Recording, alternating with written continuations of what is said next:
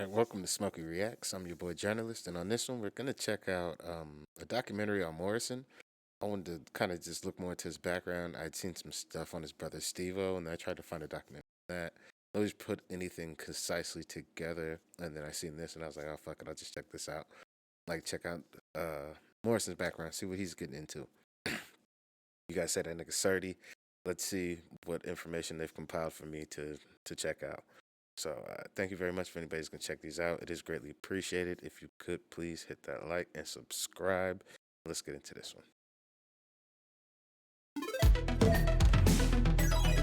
John Morrisson, better known simply as Morrisson, is a rapper from Newham, East London. You might have only started hearing about him in the last few years since he found success doing UK drill. But Morrisson has been putting in the work for time to get released today, and he's considered. Yo, shout out to this nigga Ride. I didn't even know it was this nigga.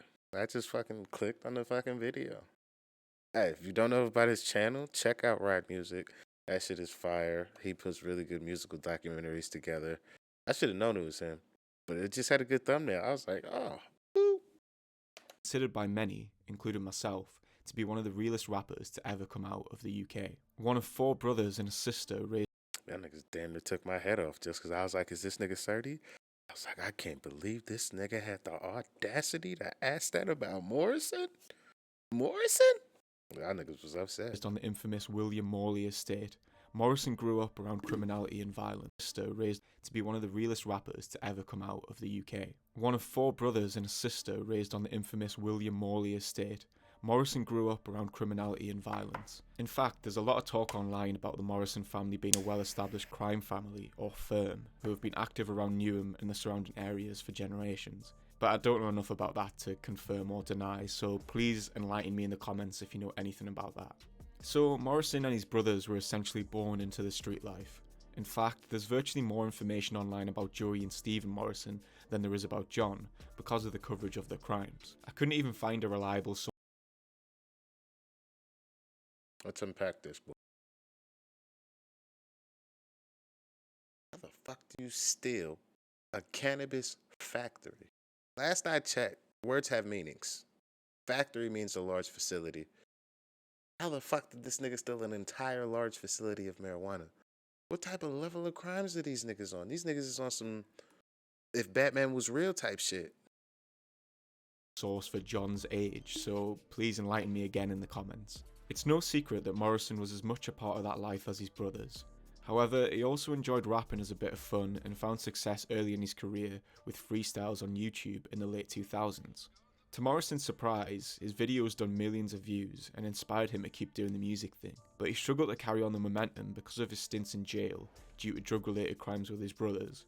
Most of it weed-related, both robberies and growing, a topic that Morrisson doesn't shy away from at all in his lyrics. It could be argued that his career has always been patchy because he just rapped for fun and didn't need the money or want the fame.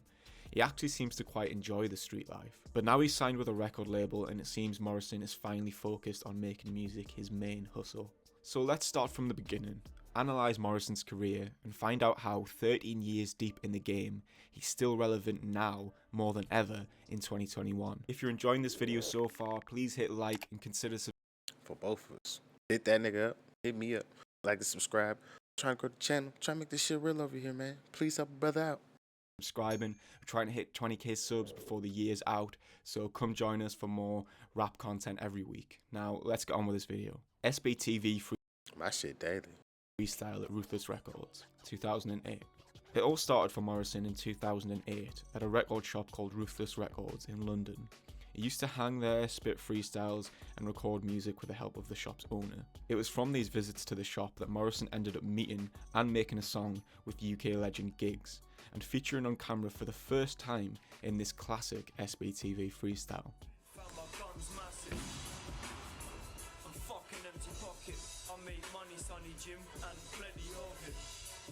And we're all moving the same work.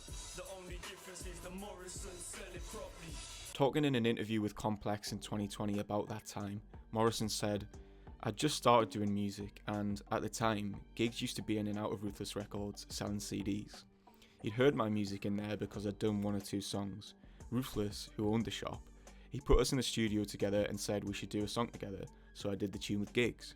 Then this one time, as I pulled up, it was a bit of a setup. When I walked in, there were cameras everywhere, all in my face, like, what's going on here? That was when I did the SBTV freestyle. I hadn't been in front of a camera before then. They chucked a beat on and I started doing a few bars, then obviously it went on YouTube and became a big thing. Now people knew what I looked like, it started becoming more of a hype. Then I started building, working on some more tracks. I thought, if this is where the music is going, let me put a bit more focus on it. So I started recording. Then I went to jail and that was that. I had so much going on in life, you know, a lot of drama, bro. Until I sorted it all out, I couldn't do music. Freestyle, locked up, repeat. 2008 to 2016. As well as a tune with gigs, Morrisson also dropped his first ever project in 2008, currently getting currency. It's not on any streaming services, but you can buy it from Link Up TV's official Bandcamp for some reason. I had no idea that existed. After this promising start to his music career, Morrisson failed to build up any momentum due to the street life. Rashid, what the fuck? You gotta square this shit, my boy. How is this? How y'all flipping my man's music? It's that shit that boy Mike was talking about. After this promising start to his music career, Morrisson failed to build up any momentum due to the street life continually catching up with him and landed him back in jail. Like he said in the Complex interview, he had a lot of drama in his life that stopped him doing music. But that wouldn't stop him trying. Like I said earlier, there's not a lot of information online regarding Morrisson's various stints in prison, but he seemed to get in this cycle of going in jail, coming out doing a freestyle, ending up back in jail, coming out doing another freestyle during this period. So he was still putting out music, but then disappearing for a year, 2 years, coming back out, dropping 2 freestyles, disappearing. That was kind of his thing. This went on from 2008 to 2016. Within that period, he dropped one other project called Best of Morrisson in 2009, again not available on streaming services, as well as 4 freestyles and 1 single. There's this rare little freestyle from 2010 uploaded to some random looking YouTube channel. Murder rates go up in London town when the sun comes out. Man forget they're in beef and start coming out, rolling round with slags. I don't even need to hunt them down. But other than that, Morrisson was completely silent in 2010 and 2011, probably doing a stretch inside. In 2012, he was back out and on the freestyle thing. Are people's police records not public information in the UK? Because that shit is public information in America. First dropping an SBTV warm-up session in June, and following that up with a Behind Bars freestyle on Link Up TV, both of which amassed millions of views and continued to build his reputation as a hard rapper with bags of potential. 2012 was also a year that saw Morrison's brothers Stephen and Anthony, I think Anthony's his brother but I'm not 100% sure, get arrested for a high-profile robbery of a weed farm that left one man dead. So the Morrisson lads were still very much active during this time. Despite the drama in his family, Morrisson somehow managed to keep this momentum rolling into 2013, dropping an actual single in January 2013 called RMT or Nothing. This trappy homage to his Real Money Team crew didn't go down as well as his freestyles prior, sitting at around 500,000 views. He then went on to open up Series 2 of Daily Duppy on JRM Daily, rapping over Drake's Started From The Bottom beat, amassing about 1.5 million views. After that, he quickly dropped another freestyle as part of SBTV's Third Degree series. This one's more slow, real rap, storytelling vibes, which is quite common for Morrisson to drop back then, and to be honest, I really fuck with that style. That's currently sat at around 670,000 views. Unfortunately though, Morrison's other life would yet again get in the way of his career, and from 2013 to 2017, he seemed to drop off the map entirely, leaving behind those freestyles to carry the weight of his name for the next 4 years. The comeback, 2017 to 2018. Jump to 2017 and out of nowhere Morrisson is back. Sort of. He dropped one track in January and then dipped, but that's kind of what you came to expect from Morrisson. He turns up once a year, drops one track that kind of builds this enigma around his name, and the track's always like super cold, and then he dips again, so there's just more conversation, more discussion about him online, and that was just kind of the way he operated. Because I guess that was the way the street life dictated, and he'd maybe end up back inside half of the year or whatever. So 1 track a year was basically, at that point, all you got from Morrisson, really. Crowbar in My Bag was a massive hood banger for Morrisson, getting them more views than ever before at 3.5 milli, and announcing his return to the scene with his unflinching road rap style. Also, it's interesting to note that this is the first non-freestyle track of his available on streaming services now.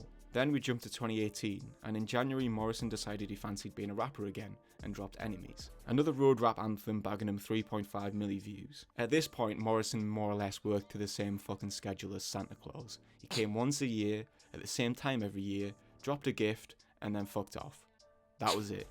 That was just how he operated. And somehow it kind of worked. But in August 2018, Morrisson broke his once a year rule and dropped his biggest track to date, Buckingham Palace. This track would signify a turning point in his career, as the more UK drill inspired Skippy beat seemed to mesh perfectly with the crud he'd been spitting for years.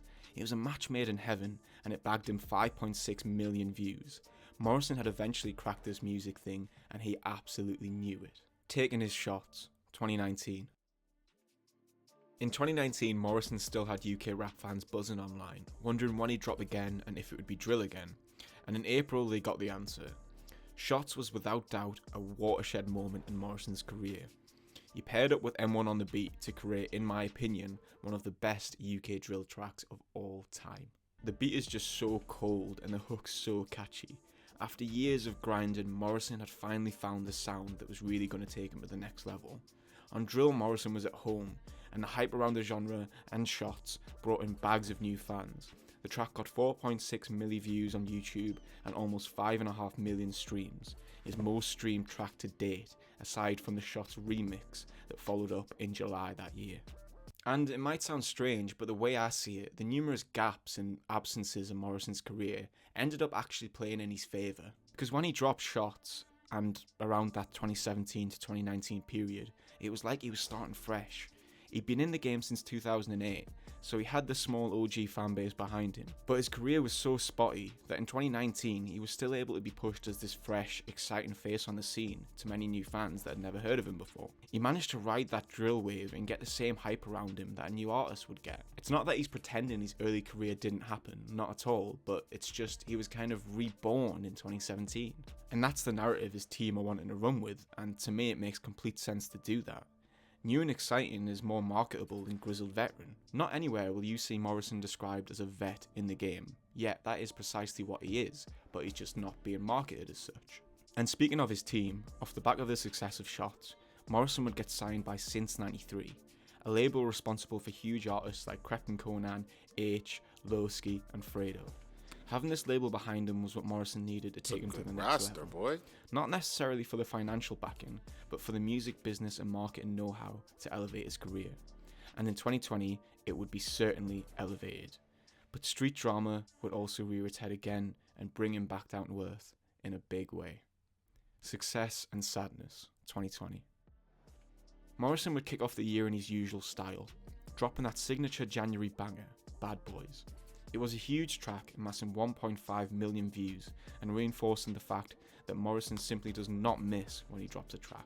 It's banger and nothing.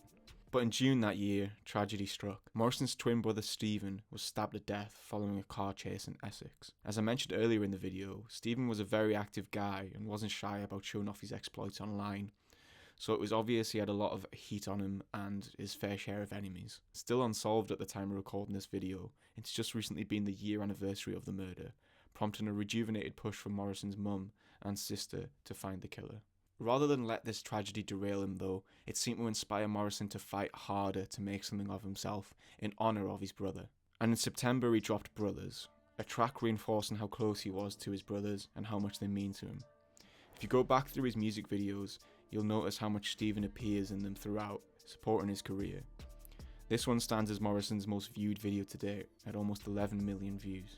So, spurred on by the passing of his brother and with the weight of a label behind him, Morrisson made 2020 his year, with another two huge collab singles, the first of which being with fellow Since 93 artist Lowski on Bad Guy, and the other one with my favourite UK rapper right now, M24, on Gulag. Both were huge street hits, bagging millions of views. Evolution, 2021 onwards. Now in 2021, Morrisson's career seems to finally be stable, and he's got everything at his disposal to take over the rap game if he wants. In April he dropped another solid banger in Extender, but his two most recent releases in May and June are what's really got people raising their eyebrows. on both House and Garage with H and Blammer with Steel Bangles and Tion Wayne. It seems like Morrisson is experimenting on more mainstream, potentially radio-friendly beats, possibly in search of a hit, but he's not compromising his usual street style on these tracks either. And when you look back over his career, it's no surprise really, he's never been afraid to switch up beat styles. He's tried wavy trap bangers, straight up storytelling rap, and cold road rap, before finding real success on drill. But what's always stayed consistent is the gritty content of Morrison's music. The sound may vary throughout his career, but his dedication to keeping it real and rapping with no filter has never changed. You can take Morrisson out of the streets, but you can't take the streets out of Morrisson. He's 13 years deep and still one of the most relevant in the game today. You've absolutely got to respect that. As all All right. Yeah, and it was actually pretty good for me, at least. I know this was probably boring. I didn't really say too much because it was just really nothing to ask a question about, and it's just information that's just like, okay, like I get why you guys are like, oh, that nigga was really outside. That nigga come from somewhere. It makes sense now. Hey, I'm in America, man. Niggas over here lying. So shit, what am I supposed to do? Can't just take a nigga on his song word. That doesn't work no more. That shit is out. I'm gonna have to do some research on a nigga. I need to check the file. Yeah. Shout out to Morrisson. I'm gonna check out some more music, obviously, but that's gonna be it for me on this one. If you could please hit that like and subscribe. Shout out to Ride Music as well for putting this together. Go subscribe to that guy. Go watch his videos. Thank you very much. Please again, yeah, like I said, hit the subscribe and like for me as well. See you on the next one. Out of here.